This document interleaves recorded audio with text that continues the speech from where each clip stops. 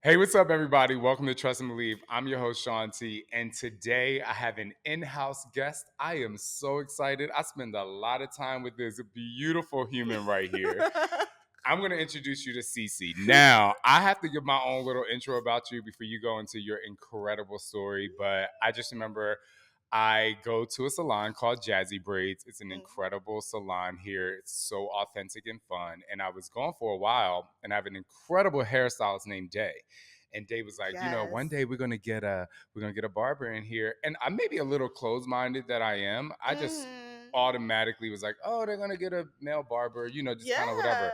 So when I walked in the first day and I saw Cici, I said, come all the way through. And then I was able to book with her, and we just were able to connect. And so Cici has an incredible story where I can tell you 2 years ago, she was not in the place that she is now. It's an incredible coming of age story. So sit back and get ready to trust and believe. Somebody say hell yeah! What's up? He's better than Oprah. Come on, y'all.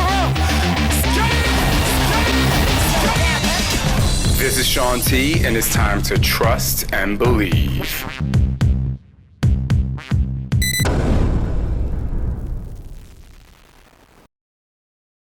Hey, Cici, welcome to the show. Thank you for having me today. Thank you so much. So I remember you actually came to work on New Year's Day Yes. for me, and we were the only ones in the shop. And prior to that, we cut up and all that stuff at the shop. Everyone's always talking, listening to music. Exactly. There's a lot going on. But we had a chance to connect, and I started to be able to ask you about your story, and it's incredible. So I just want you to tell me, where were you 2 years ago, and let's talk about that. Toward the end of 2018, early 2019, I was transitioning through this.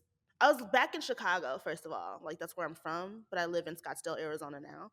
But I was living in Chicago, Illinois, dealing with some housing instability. I was homeless, was in a shelter, and it was a few months after I had finished barbering school, getting my barbering license, becoming a hairdresser, and realizing that I didn't really understand that much of the business side of stuff. But before we go on the business side of stuff, let's talk about your experience, like going from where you were to how you became homeless to have a living in a shelter. How did that, where were you in your life? And tell us about how you found yourself there. It was really just coming straight out of school and then doing the chair rent thing, but not having that many clients. So ending up paying more in chair rent than I was in my real rent, and having to just be okay, I have to admit myself to a homeless shelter. I had my best friend, his name's David. He does hair in Pilsen. He's a barber too. We went to barber school together, and we would take the same train home. So that's how we became best friends. Okay. That was the one and only friend I told anything to. I was like, so don't be scared. But I was like, I'm at a homeless shelter, right now. I think I went to a police station, and then if you tell them you want to call a homeless shelter, they give you this number to call on the specific phone that they have. And then you just sit there and wait. It may take an hour, it may take a little more, but then this van pulls up, and these people, they have paperwork, and they're taking your information down, and then they take you in this van and they take you to the shelter. And the shelter I was staying at, the floor I was on, because I was single and childless and a woman, the single homeless women were on the same floor as the drug recovery women. And so I was around a lot of people from all these different backgrounds who have all these different stories. A lot of people assume that because you're homeless, you're not working. That's not true.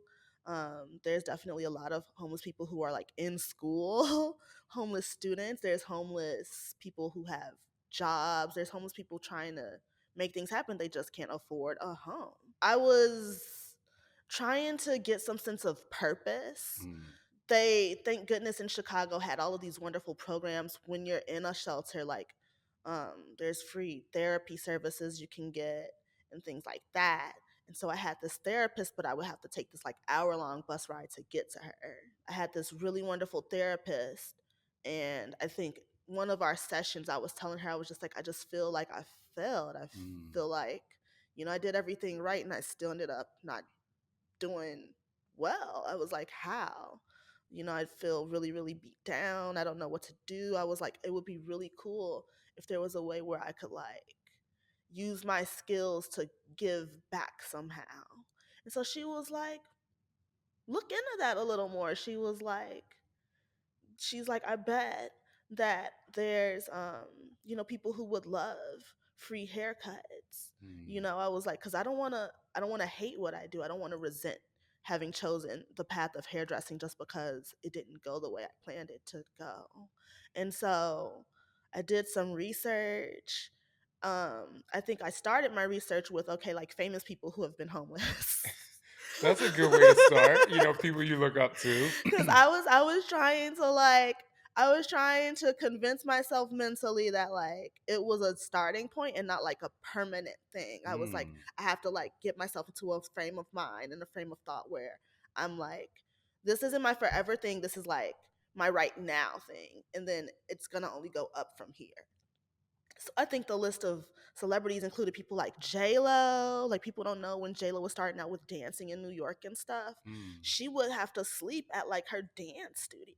I was like, okay, now I need to figure out how I want to go about giving free haircuts. Who's the highest risk of homelessness? Like, deal with homelessness or become homeless more commonly. And you were doing this while you were still in Yes, shelter as well. yes. Because, like I said, I was working. So when you're in a shelter and you're working and you don't really have utilities to cover, my only bill was my phone bill. And at the time, my phone was like a prepaid phone. You get really resourceful like when you don't have a lot.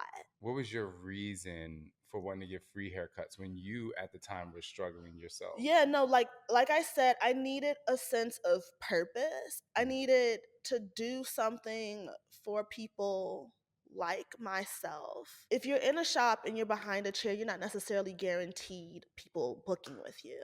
You're not necessarily guaranteed appointments. You could, if you're especially new to hairdressing, new to any sort of beauty service, you're right out of school, your early days consist of mainly sitting in that shop, and you might be taking a lot of walk-ins, and those aren't guaranteed. So I was like, I could be at work right now getting like one client and feeling like, oh, I only got one client today. Or I could go someplace where there's people who definitely could use this service to feel good about themselves, who would probably line up in droves because they have a hard time finding haircuts. Well, anyway, when I got my research together about like the demographics that face the highest rates of homelessness across the board, regardless of like race, age, religion, gender, it was like LGBT youth. Wow. Highest rate of homelessness. And it's often because once they come out, their parents kick them out or whatever. And so Chicago too is a really awesome city that has a lot of safe spaces and programs for LGBT people, but LGBT youth as well. And everyone pretty much knows about this place that's in Boys Town called Center on Halstead. They have a volunteer sign up thing on their website, but I don't think at the time anyone was actually doing haircuts. So I applied to be like a volunteer with their youth program and stuff. But I also went that extra mile and was like, okay, hey, I'm a licensed barber. I myself am dealing with housing instability. I want to give free haircuts at your place. Like, is that something we could work out? Is that something that would be possible? They're really, really thorough, and they're especially very, very careful about what's required when you want to go through their volunteer training to deal with their young people. So they have these trainings set up where you're learning things about gender identity. You're learning about the spectrum of that. You're learning about the spectrum of sexuality, this big umbrella where it's like not just straight, not just gay, but there's all this stuff in between, and they're like, you want to respect pronouns, here's how to go about it. My first day coming into the center at the youth program space and setting up and everything to do haircuts, everyone was really, really skeptical of me. They were just like, why are you doing this for us? More just like, why, like, what was your reason for Yeah. coming here? But it was like, okay, like I definitely have to gain the trust of these kids who probably deal with all sorts of social workers not really genuinely caring about them at all, because I myself was dealing with that kind of a feeling at my shelter. I think the social workers who were handling us were some of the meanest people I'd ever come across. And I would just sometimes be like, why are you doing social work when you're just this evil? um yeah, so I kind of could understand that skepticism, but as the weeks went on and I showed my face more and more, because I was there every single Tuesday, every single week. I Wow. would come in, I saw the same faces all the time. I knew their names, they knew me. And as you're doing people's hair, especially, they're telling you stuff about themselves. Hello. That's Yeah, me. That's how we connected on a deep yeah. level. They're telling you stuff about their situations. I think I had to get registered as like if someone was to reveal something to me Been that may have detrimental to their health or yeah, something. like where I would have thought maybe they're being like abused or in a really unsafe situation. I was a mandated reporter too. So like because I had this much intimate time with these individual teens and these young adults, they were like, we want to register you as a mandated reporter because the kids really trust you. They're telling you a lot. Wow. Like in that way I was kind of helping out too, like not even intending it to go that way. I was just like, I just want to do what I love in a space where like it's not about the money, but where it's just about like I don't have money to give to volunteer, but I got this time and I got this skill, so let me Yeah, do something with that. that's wonderful. Yeah, and so what would happen a lot of the time is um birthdays would come up and they would be like, I gotta get fresh for my birthday. Can you make me look like this? They're showing me pictures. Aw.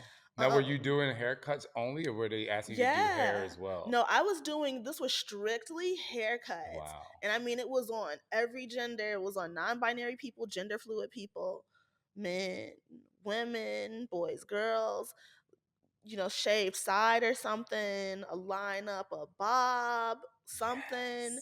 And you could see like as the kids would start to get more comfortable in who they are too, because they're growing with you, Mm, and 1 week someone's pronouns are these, but like the next week maybe their pronouns are these pronouns, and so they're like, actually, can I try my hair like this? The hair helping them express their gender and their sexuality and their identity that on is, that level too. oh, it's amazing. It really it was really something to see, just like that moment where like they first get in the chair and they don't feel that good, and then like they see themselves in the mirror afterwards and they're like, oh my gosh, like this is who I am. Mm, And like how empowering that would make them feel. It would kind of like make me feel like, okay, like with time, if I am making people feel this good in my chair, with time, doing this hair thing is gonna pay off for me. I just gotta stick with it. I think what's really incredible about you is you're going home every day to unstable housing. Yeah. You are probably making relationships back at your shelter. And I'm Mm-hmm. sure the conversations you're having, you're helping everyone out. But I think beyond that is instead of you saying, I'm going to hustle to try to fill up 2 spots today at this salon where I can make money, you're like, I'm going to get Yeah. experience by helping people. Yeah. That's really incredible. I feel like I come from a background, like my family is a lot of educators. And volunteerism was always like a really big deal to my mom. Rest in peace, my Oh, mama. rest She in passed peace, away mom. in the summer. But back in Chicago, because we're from the far south side, she would do a lot to give back to kids. Education was super important to her.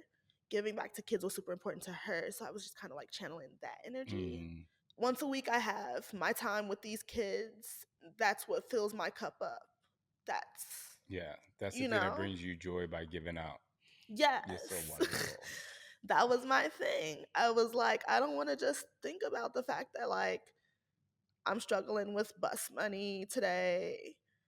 I'm going to get this apartment or this apartment or this apartment. Like, I want this thing once a week where it's not just me in a shelter struggling, surviving all the time, but like something good. They feel good. I feel good. Your way of filling yourself with like this abundance of joy is just like so selfless, but also like it's fulfilling you in such an incredible way. It was really incredible to me too because as time went on, because I did this up until literally lockdown in 2020. Mm. So, like, August of 2018 is when I started doing the cuts there every week. Like, literally, I had people starting to follow me, people in Chicago's queer community who weren't just like in the youth program, but just like in general, being like, okay, like she gets it, she gets us, she respects us, beginning to book behind my chair because I would hear these horror stories. They'd come to me and they'd be like, I heard about you on Instagram. It Oh. was from such and such person, from such and such friend. And I want to get a haircut with you because I went to this shop and there was a lot of toxic masculinity in that space. Or I went to this place and they weren't using my pronouns. They didn't ask for my pronouns. There's even spaces where if you try and get barber services as someone who appears very femme or you're feminine or a And you're a woman, male or a woman. yeah, you're a Oh. woman, you go into certain barbershops and they won't do your hair like at all. Like if you're a client or Yeah. wow. I at the time because I still have shaved sides, but I know, I love them. I at the time my entire head was a buzz cut, and I remember trying to get my hair done at certain shops where I would just be like, I just want a nice lineup, a taper. No, we don't do women's hair here. You're like it's the same It's thing. like I just want some clipper work. Like you do that. Like no, like literally they're just like not gonna do your hair because you're not a dude. And I think as time's progressing now, because that was, way, but way back when I've been wearing a shaved head since like 2011. I think as time progresses now, I'm seeing less and less of that. Even as far as like hairdressing menus go, less gender in regard to like women's cuts, men's cuts, like no, like short haircut, long haircut, Yeah. or like haircut just in general, or hair color just in like it's not like a I think men's I love what you thing. said about when you started with saying people being misgendered when they walk Yeah. into a barbershop or just in general.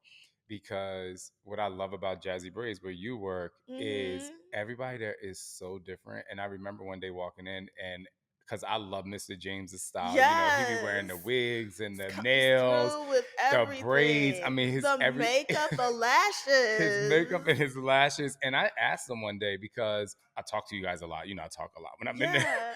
But I was just like, what's your pronouns? And he was like, he, him. And I was like, oh, cool. And I was just like, Mhm. this is so cool because people will automatically, first of all, they don't ask about pronouns. And number two, they Yeah. would just think of him as whatever. And so it was just Because of really the important. wigs and yeah, like Yeah. people assume all the time. Yeah. So you are in Chicago. You are basically a therapist, hair cutter, hair therapist, barber, if you will. Yeah, and it's just weird. I was just living my life, like I wasn't trying to make any of that happen, but then I was beginning to book more LGBT people, like especially doing a lot more gender neutral barbering. So I had barber services for whoever you were in my chair, and especially feminine women and gender non-binary people because they were just like, I have not found someone who could soften this kind of look for the way I want it Yes. to look. Like where it would Yeah. seem masculine, but you were able to make them feel Yeah. how they felt Yeah. So with their hair. That's incredible. yeah, so that became my thing, that became my niche. How long did you do that? And then what happened with the shelter? And as you talk about coming out of the shelter and Yeah. moving into the next phase, I would love for you to be like very specific on Oh how the yeah. exit process is and things Oh, like that. yeah, so there was this prayer circle literally every morning cuz it was like a Catholic charity affiliated shelter. Oh, okay. So they required you as a resident there to wake up like every day at like 6 a.m. Like Oh, wow. 6 a.m. It was super early every day, do this prayer circle. But I was working two jobs at the time. Like I had a job as a restroom attendant at this bar called Three Dots. I wouldn't get home till like 2 a.m. sometimes. And then in the day, I was working at this barbershop chain called Floyd's 99.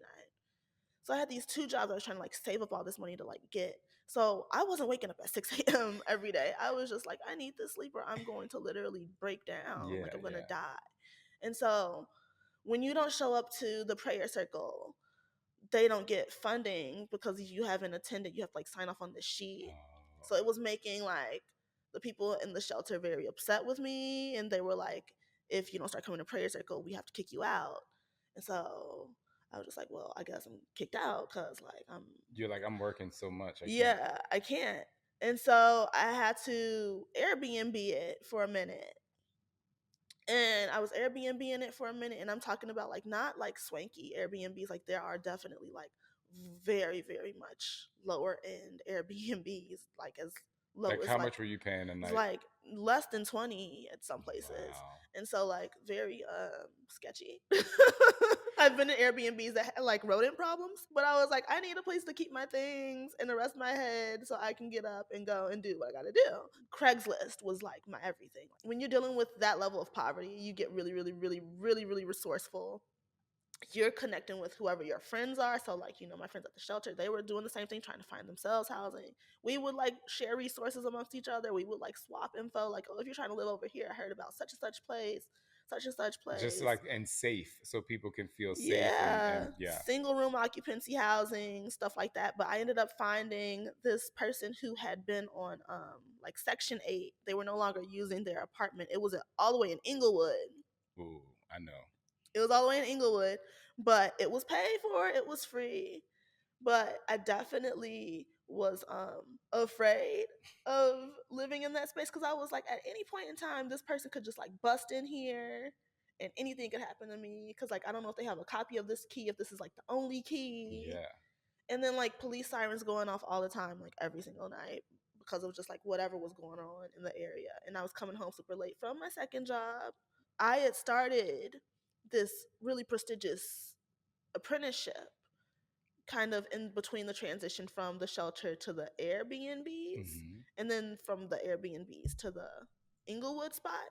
The shelter hooked me up with this nonprofit called Dress for Success that gives you free, really nice clothes to wear for starting your job. Like job interviews and like new jobs. So again, this is the era where like I had a full buzz cut, and this is also the era when I was very Dennis Rodman about my hair colors and stuff. Yes, that is So perfect analogy. yeah, so I was like, you would see me 1 month with pink hair, and the next month I might have like some peach hair. But yeah, I started this apprenticeship, and so I was traveling from Inglewood to that apprenticeship. And that's where I learned a lot more about hair cutting techniques I didn't already have under my belt, like razor cutting, getting really more comfortable with my shear work, working a lot more on straighter hair textures because definitely predominantly African American, Latino client base, and even at the at Center on Halstead, even it's predominantly POC and like a handful of, Right. Caucasian and white. When I had that proof of income from that place and also like with my pay stubs from the barn, I transitioned from the Inglewood apartment into what's called a single room occupancy housing space that was in this neighborhood called Pilsen. And I liked the SRO because it was really close to one of the trains that could get me to my job in like 20 minutes or less. The only downside was that it was super tiny. Like if I stretched my arms out like this, like the width of my room was maybe like only a few feet longer than the span of my arms. And I'm talking about like 2 feet max. I think not even that. Like maybe like an extra like 12-inch ruler on one end would have been like the span of that Wow. room. So the room had a dresser which the SRO provided, but I brought my own twin-sized cot to set up in there. So again, I've only got my Dress for Success clothes. I got my 10 items of clothing, my 2 pairs of shoes that I already had. That was the room I stayed in for the first 5 or 6 months of my apprenticeship. And it was crazy because like when I started telling people at work, you know, that I was homeless, they were like, "Girl, I would have never known you were homeless. Like your color you don't never let your color fade. Your hair is Your always hair on is point. always." It's like, what? It's like you homeless. I was like yes. And so it was a really prestigious apprenticeship, like I said. So we had these people from all over the country come into Chicago to like potentially be a full-time stylist or barber at the salon. And what would happen is sometimes they would need a new roommate or be looking for a Oh roommate. yeah. And so that was how I ended up moving out of the SRO into like an apartment in Humboldt Park in Chicago. Because someone I was working with and really good friends with, she was like, "We have a space opening up. The rent on it was like really cheap. And like it wasn't even that big of a bedroom, but I was just like, I will take You were it." like, thank you. I was like, I will take it. I mean, at that point, you Yes. went from Yes. not only being in a shelter to volunteering all your time to becoming in ways a therapist, Yeah. Airbnb, and you're constantly making changes, and Yes. I can imagine Flowing with how it. you get to a point where you're like, oh my goodness, I'm in an actual apartment. No, I was like, to be in like a real bathroom. Like I remember that. I feel like that first shower oh. in that bathroom for me was just like. You're like, I promise I won't use all the hot water, but this feels wonderful. No, I remember that first shower just being like, oh, amazing. Be okay. I'm gonna have a better housing situation. That was always like my end point. So I have a question before we move on to the next phase and how Yeah. you came here. Up until that point, so there's a lot of people out there, they might struggle in relationships, fitness or nutrition, mental health, trying to figure out their sexuality, in that spectrum. What are some of the things you did to like really help you continue to be like, I have to keep going, I have to push through? Because there's a lot of people that give up, not because they want to give up, but because they just feel super defeated. Well, I think definitely having that therapist helped me a ton. If Chicago didn't have a Department of Public Health that offered free mental health services, I don't know if I would have been able to. I really don't know. I just find it to be interesting how a lot of people now are starting to see how therapy really helps you continue to strive like if I brought up something and I was just kind of like, I want to do this, but I don't even know how to do it or like do this thing, maybe she couldn't actually help me do it, but she would show me or tell me what to do to go about getting the resources and the information to go about doing it myself. Therapy, it isn't just about like sitting there and talking out your problems and then you just feel better. Like, no, like you definitely have to also put in the work. You have to want to be helped too. And I think I was already in that place just because my situation was so dire. I think the motivation is going to be different depending on who you are and like what your desires and your goals in life are. But for me, my goal in life was to just like, I never ever want to be back at this point.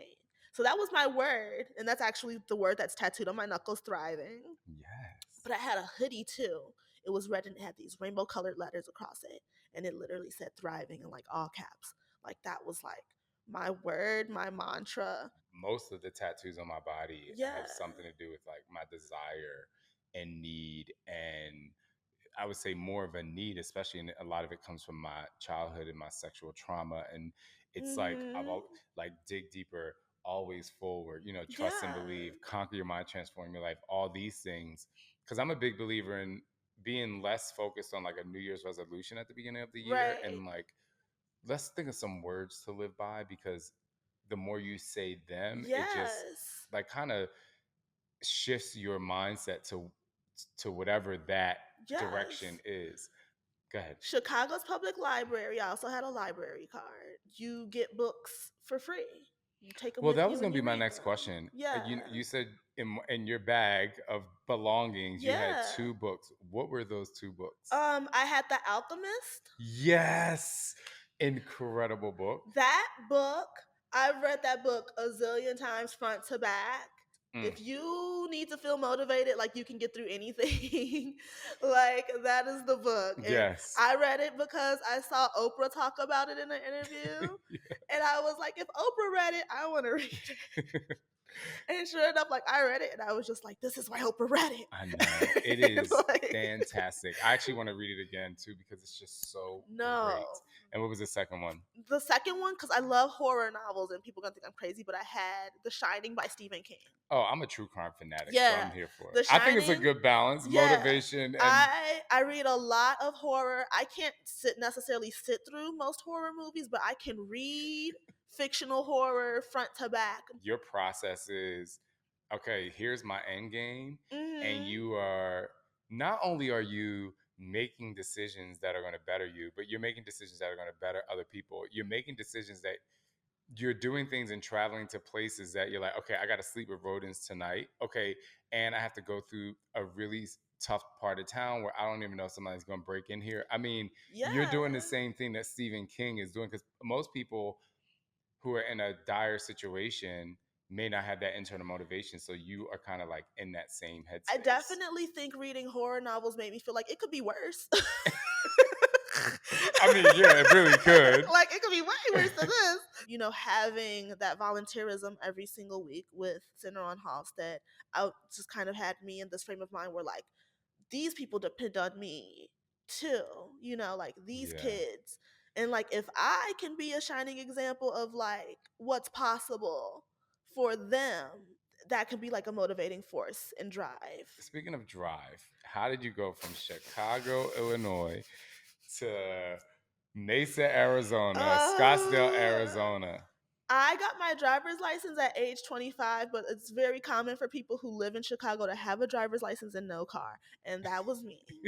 So, lockdown had happened. Hairdressers were not essential workers.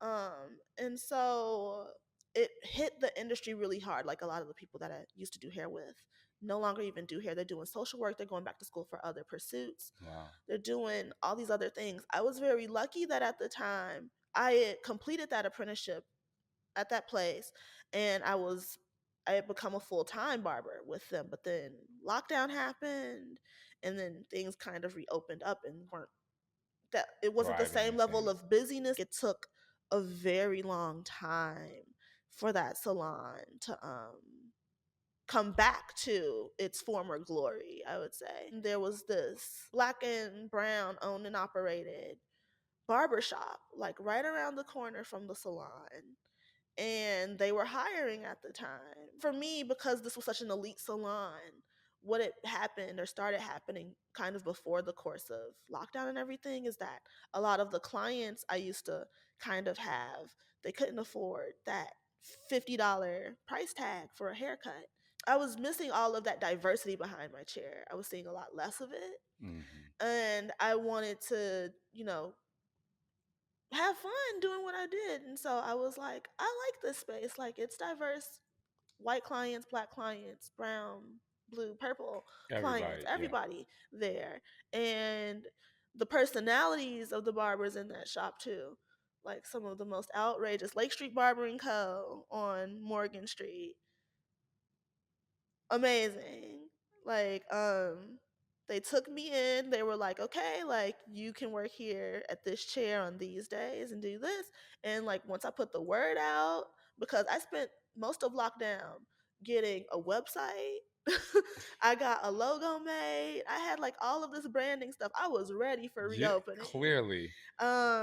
And so when I made that transition from the salon back to like a traditional barbershop space, because I've worked in every type of shop, people were like, "You're back!" They were like, "Yes, I'm gonna book with you." And like, I mean, that first day behind the chair, I was like booked up, and That's then amazing.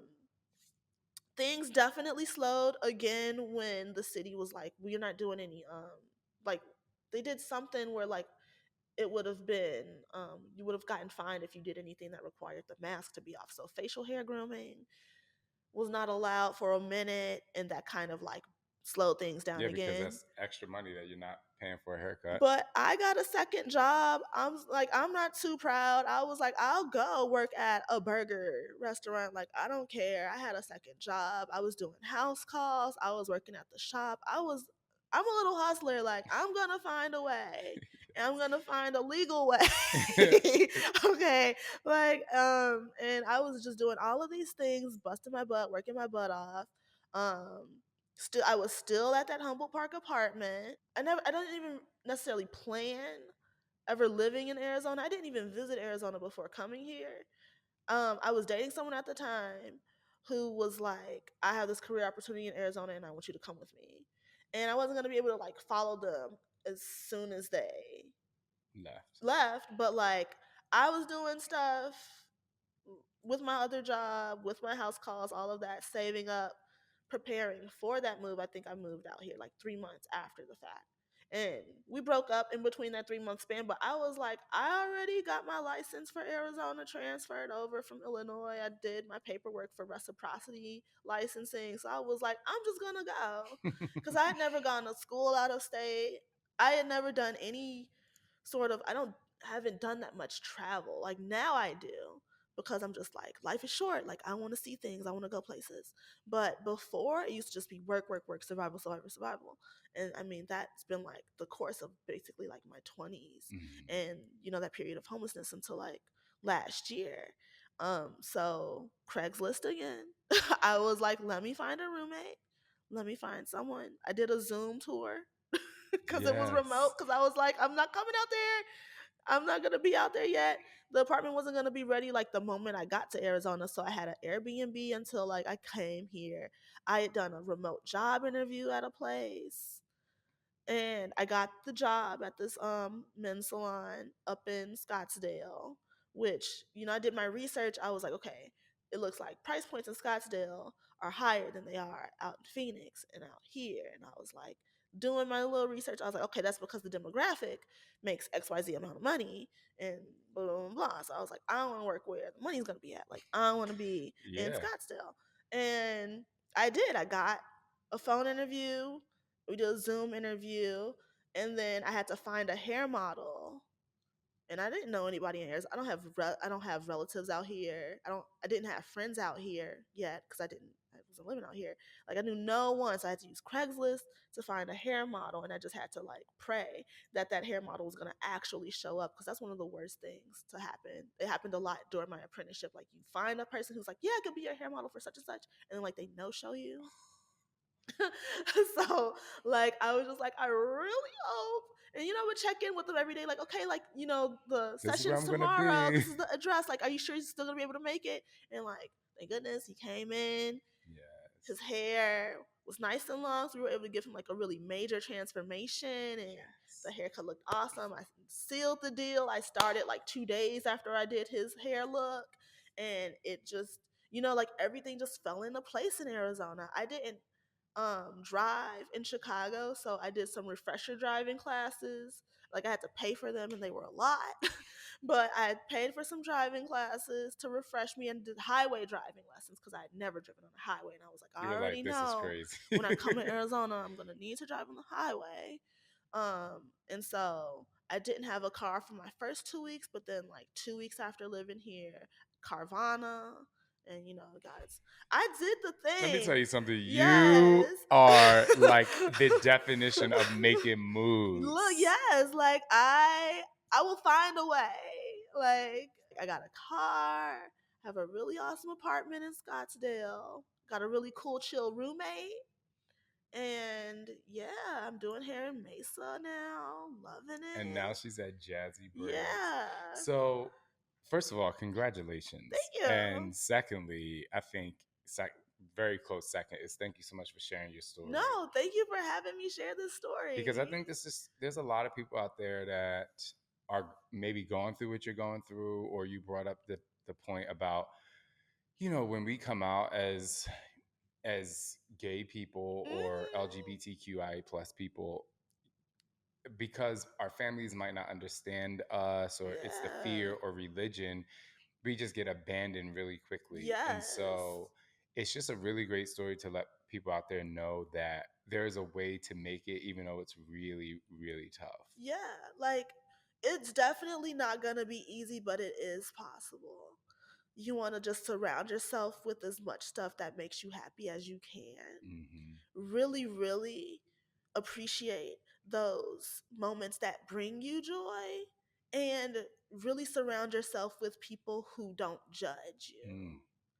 That's probably, like, if I have to give like life advice, you want to be around authentic people. Speaking of transformation, because I'm all about transformation and not materialistic, but if you really think about it, you are at a homeless shelter in a room, and you're in Scottsdale, Arizona, which is one of the most prominent places probably in the country, really. No, I mean, seriously. it's really a coming of age story. And the fact that you're so resourceful. I usually ask people, what does trust and believe mean to them? But I don't have to do that today, because this is the definition. Cici is the definition. And if you are ever in Arizona, please go to Jazzy Braids or reach out to Cici hit me on her up. Instagram.